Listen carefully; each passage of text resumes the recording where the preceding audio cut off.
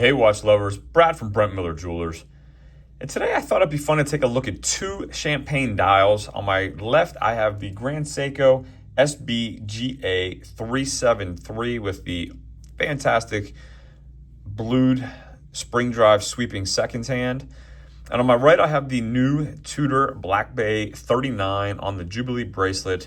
And I really thought the other day when I reviewed this watch and posted it, I actually had the thought of comparing it to the Grand Seiko champagne dial. So Tudor's first, what I would call true champagne dial. I know I think most of us probably refer to kind of the yellow gold champagne dial as well on some of those S&G models. But I thought for today's comparison, the champagne dial I'm going to go with is this new one, which I think they did a really nice job on. I actually really like the sunburst on this and just think, obviously the blue I think will be really popular, but I really like the look of this champagne dial on this.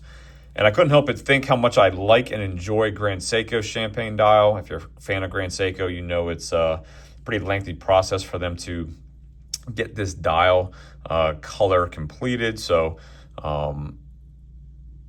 really thought it just take a look at both of these. So I'm not going to go over dimensions of both these watches. I'm not going to do a true comparison of them. It's really just to take a look at the differences in these dials. And so while it may be difficult through my camera here, the more I've kind of just stared at these and looked at these over the last 10-15 minutes, I find that there's a little bit more of like a yellow tint to the champagne dial on the Tudor Black Bay. Not a bad thing. It's just more, I find the Grand Seiko champagne dial, specifically on this model, to be a little bit lighter in color. Hopefully that's coming through and you can see that as well. Really, I think they're both great. I think it comes down to obviously to the difference in the markers. And just looking at these two, even though it's on a Jubilee and has some high polished, I do find the Black Bay to be maybe a little bit more sport or more casual than what the Grand Seiko is with the high polish here on the 44 GS case. So obviously the markers as well, leading more to a dive style on the Black Bay line. So I think that makes sense in my opinion. You obviously have your stick markers here, just a little bit more formal on the Grand Seiko, but needless to say, I think they're both fantastic. Love the spring drive. You get your date complication if you want the date on the Grand Seiko. Both great watches.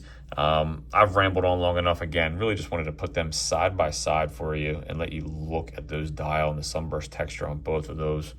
Try to center them for you.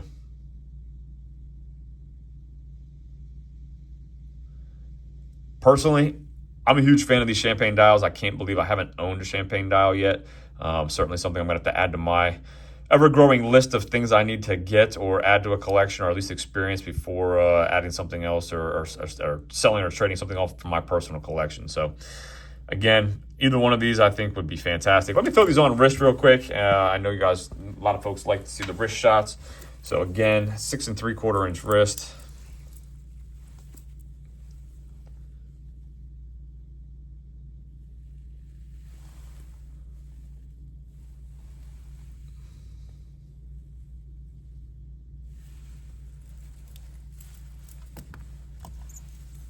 I really do like the new Jubilee as well. I think they did a nice job with that.